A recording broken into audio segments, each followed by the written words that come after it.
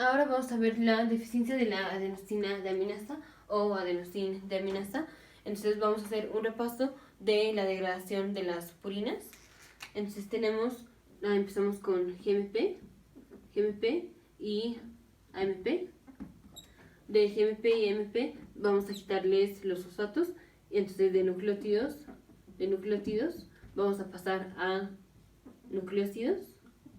Entonces GMP menos fosfato queda guanosina, y AMP menos fosfato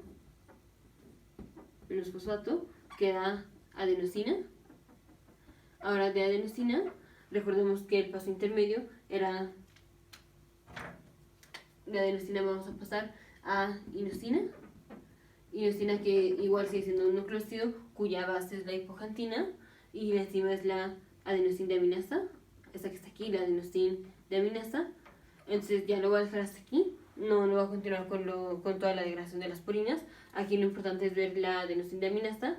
Entonces la adenosina deaminasa está involucrada en la degradación de las purinas, específicamente en la degradación de la adenina, de la adenosina, y también de otra molécula que es deoxiadenosina. O sea, podemos tener que a la adenosina le quitamos un oxígeno y queda deoxiadenosina, pero bueno, la adenosina y la deoxiadenosina terminan en inosina por la adenosina deaminasa. Esto es normal. Ahora, si tenemos un paciente que tiene defecto de la adenosina deaminasa, el paciente no va a poder excretar o no va a poder hacer la degradación de la purina adenina, que está en forma de nucleósido, que es adenosina. Entonces el paciente no va a poder hacer la degradación de esta purina, entonces vamos a tener aumento de adenosina. Al tener aumento de adenosina, pues vamos a tener aumento de AMP, y al tener aumento de AMP vamos a tener aumento de ATP. Ahora, aquí tenemos ATP, pero también no es nada más ATP, sino también es la forma cuando tenemos deoxirribosa. Entonces tenemos un aumento de deoxiadenosina trifosfato. Ahora recordemos dónde está la enzima que hace que pasemos de ribosa a deoxirribosa. Entonces cuando tenemos la síntesis de pirimidinas, voy a borrar aquí. Cuando tenemos la síntesis de pirimidinas, terminamos en UMP, y de UMP o de UDP pasamos a deoxi UDP. Aquí voy a poner UDP. Entonces de UDP pasamos a deoxi UDP por la enzima ribonucleótido reductasa. Esta le quita el oxígeno a la ribosa. Tenemos, aquí está carbono 1, 2, 3, 4 y carbono 5. Aquí en la posición 3 tenemos un hidroxilo, esta es ribosa. Al quitarle el hidroxilo queda deoxirribosa. Entonces esto es lo que hace que pasemos de nucleótidos que se encuentran en el RNA que contienen ribosa a nucleótidos que se encuentran en el DNA que contienen deoxirribosa. Entonces aquí esta es la enzima ribonucleótida reductasa que va a pasar de ribosa a deoxirribosa. Ahora aquí como tenemos deficiencia de la adenosina deaminasa, tenemos aumento de adenosina, que hace un aumento en AMP y un aumento en ATP. Y no es nada más en la forma de nucleótidos que contienen ribosa, sino también en la forma de los nucleótidos que contienen deoxirribosa. Entonces también tenemos aumento de deoxiadenosina trifosfato, aumento de deoxi-ATP, y esto, como tenemos mucho aumento de un producto de la ribonucleótido reductasa, porque aquí lo puse con UDP, pero también es lo mismo con ATP. Pasamos de ATP a deoxi-ATP por esta misma enzima, por la ribonucleótido reductasa.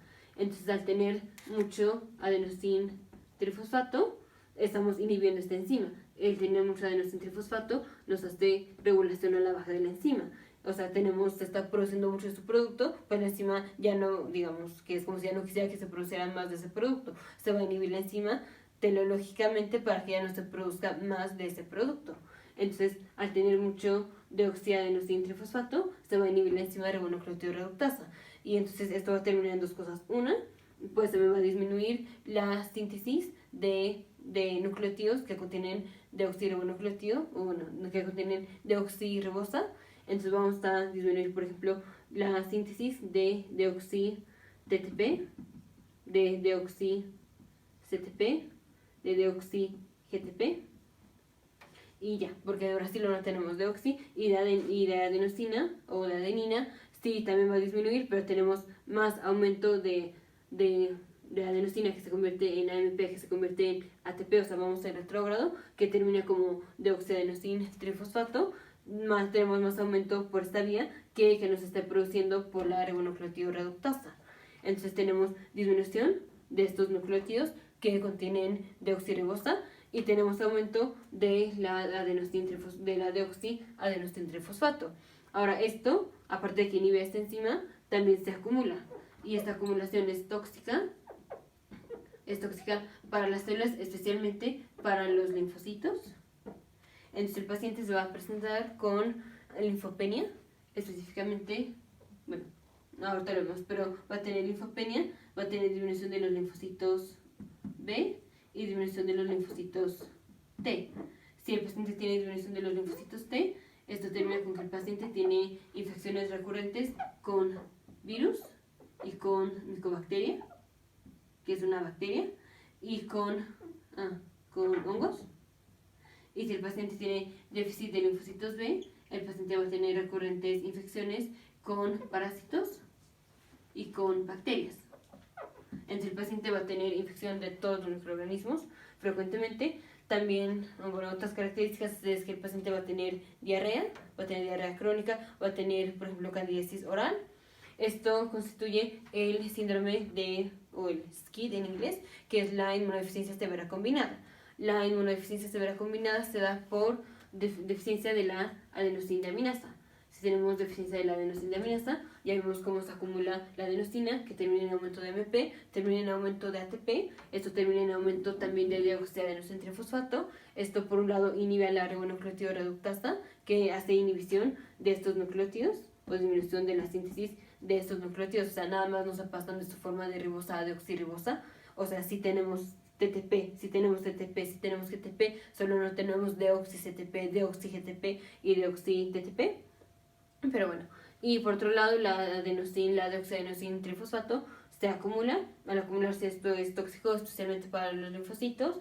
Tenemos déficit de linfocitos B y déficit de linfocitos T. Esto termina en infecciones recurrentes con hongos y con virus, o con micobacteria, o con infecciones recurrentes con parásitos y con bacterias por medio del déficit de los linfocitos B. Ahora, estos pacientes pues son pacientes que no tienen linfocitos. Entonces recordamos que los linfocitos maduran en el timo, entonces el paciente no va a tener la sombra tímica en una radiografía de tórax, no va a tener la sombra tímica, no va a tener centros germinales. Recordemos que los linfocitos B en los nodos linfáticos hacen los centros germinales, que son las acumulaciones de los linfocitos B. Entonces el paciente no va a tener centros germinales. Si sacamos una biopsia de un nodo linfático, no van a haber centros germinales.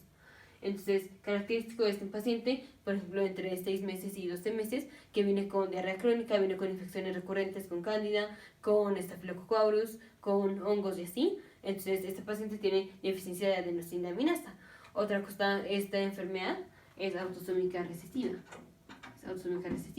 Esto quiere decir que se necesita que los padres sean portadores para que el hijo tenga los dos cromosomas mutados.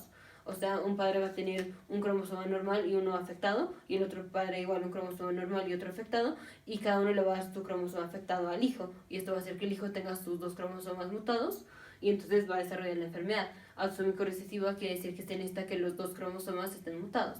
Entonces, deficiencia de adenosinaminasa es deficiencia de la enzima que convierte, que está involucrada en la degradación de la AMP, específicamente convierte la adenosina en inosina.